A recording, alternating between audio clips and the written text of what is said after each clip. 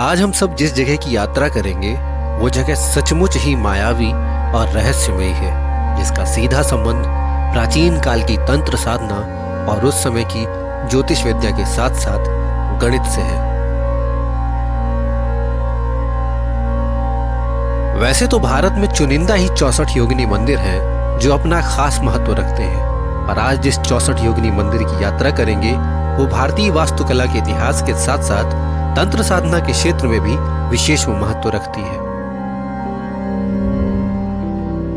मध्य प्रदेश के मुरैना जिले में पड़ोली के पास मेतावली गांव में बना है ये 64 योगिनी मंदिर, जिसको लगभग 1323 ईसा पूर्व बनवाया गया था। लगभग 100 फीट ऊंची पहाड़ी पर चढ़ाई करने के बाद पर्यटक इस 326 मीटर की परिधि वाले विशाल वृत्ताकार मंदिर के मुख्य द्वार पर पहुंचते हैं। वृत्ताकार रचना वाले इस मंदिर का मुख्य प्रवेश द्वार पूर्व दिशा की ओर है। यहां से प्राप्त एक अभिलेखी साक्ष्य के आधार पर यह कहा जाता है कि इसका निर्माण महाराज देवपाल द्वारा 1323 ईसा पूर्व में करवाया गया था। जैसे ही आप इस मंदिर के परिसर में घुसोगे, जिस सामने आपको शिव जी के लिंगम देखने को मिलेगा। यहाँ सब जगह छोटे छोटे कक्ष में शिव जी के लिंगम रखे गए हैं, और इस जगह को लेबोरेटरी या यूनिवर्सिटी के तौर पे देखा जाता रहा है। यहाँ तांत्र विद्या यानी कि जो तांत्र साधना करने लोग आते थे, वो लोग यहाँ आकर तपस्या करते थे और उस चीज़ के बारे में सीखते थे। यहाँ हर छोटे छोटे कक्ष में आपको नक्काशी तौर पे कुछ डिजाइन आपको देखने को मिलेगी। चलो इस मंदिर के बारे में और जानते हैं।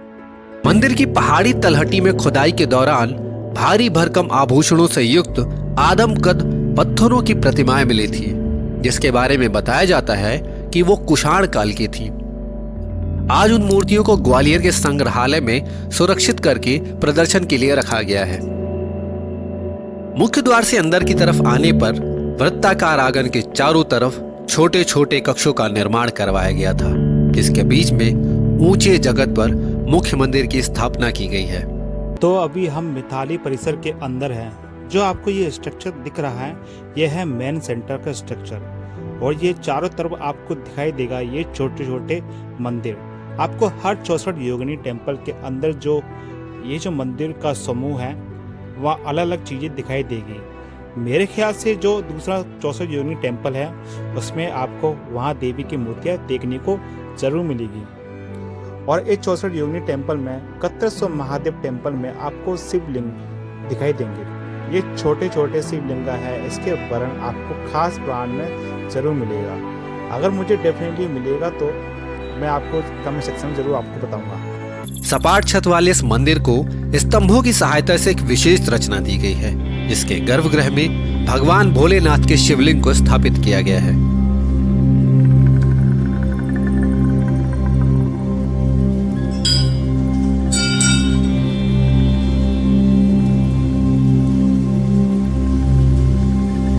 मुख्य मंदिर और बाहरी 64 छोटे मंदिरों के बीच में एक चौड़ा खुला सा आंगन है।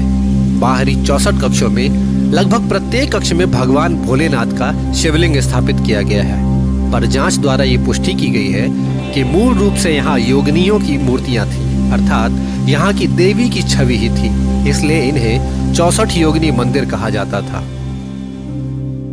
इन प्रत्येक छोटे छोटे कक्षों के बाहर एक स्वतंत्र खुला मंडप है, और उसके आगे स्तंभों से मंडप की छत को गढ़ा गया है। वृत्ताकार आकृति वाले इस मंदिर परिसर में लगभग 100 स्तंभों के द्वारा इस मंदिर को बनाया गया है। ये भी कहा जाता है कि भूकंप प्रभावित क्षेत्र में होने के बाद भी इस मंदिर की भू योजना विशिष्ट प्रकार की है। मुख्य मंदिर के भीतर स्लैब कवरिंग की गई है, जिसमें बारिश के पानी को इकट्ठा करने के लिए एक विशेष प्रकार की व्यवस्था की गई थी। छत से नालियों द्वारा पानी को भंडार तक ले जाया जाता था। इस विशेष रचना से ये पता चलता है कि प्राचीन काल का वास्तुकला और उस समय की कलाकारी जल संवर्धन को लेकर कितनी ज्यादा प्रभावी थी। बताया जाता है कि इन 64 छोटे छोटे मंदिरों और केंद्रीय मंदिर की छत में मूल रूप से शिखर हुआ करता था, जिसे बाद में संशोधन के समय हटा दिया गया था। भारतीय संसद भवन की वृत्ताकार संरचना के बारे में भी ये कहा जाता है कि उसके निर्माण के लिए इसी मंदिर परिसर की संरचना व भूकंप को सहने की क्षमता के कारण वृत्ताकार रूप दिया गया है। सन 1951 में इस मंदिर को भारतीय पुरातात्विक सर्वेक्षण विभाग द्वारा प्राचीन और ऐतिहासिक स्मारक घोषित किया गया है। मध्य प्रदेश टूरिज्म द्वारा इन मंदिरों को संरक्षित करने के लिए विशेष प्रयास किया गया है। मंदिर के चारों तरफ मुख्य प्रवेश द्वार पर एक बड़े चौड़े गेट का निर्माण किया गया है। तो मितावली मंदिर की यात्रा आपको कैसी लगी? कमेंट बॉक्स में ज़रूर लिखिएगा। और अगली बार किस नई जगह को आप देखना पसंद करेंगे? अगर आपके शहर के आसपास कोई ऐसी जगह है जहां मुझे आना चाहिए और उसका वीडियो बनाना चाहिए तो डेफिनेटली कमेंट बॉक्स में लिखिए। हालांकि मंदिर परिसर में प्रवेश के लिए किसी प्रकार की विशेष टिकट या अनुमति की आवश्यकता नहीं है, फिर भी ये हमारी नैतिक जिम्मेदारी बनती है कि हम अपनी तरफ से ज्यादा जन सहयोग द्वारा इन मंदिर परिसरों को सुरक्षित एवं साफ रखें, ताकि भविष्य में आगे आने वाली पीढ़ियां इन मंदिर परिसरों के इतिहास को एवं हमारी भारतीय प्राचीन कालीन वास्तुकला को देख सकें और उसका आनंद ले सकें।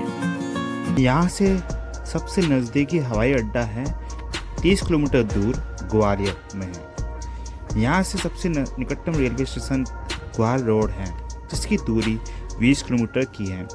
अगर आप चाहें तो मुरैना या ग्वालियर से बस पकड़कर यहाँ की यात्रा कर सकते हैं। अगर ये वीडियो आपको अच्छी लगी है तो प्लीज़ इस वीडियो को ज़रूर लाइक करिए और अपने साथियों के साथ शेयर करिए जो मुरैना आने का प्लान कर रहे हैं। इन जगहों को ज़रूर विज़िट करें जब आप मुरैना आते हैं। तो आगे और बढ़ते हैं सफ़र में, चलिए साथ में बने रहे।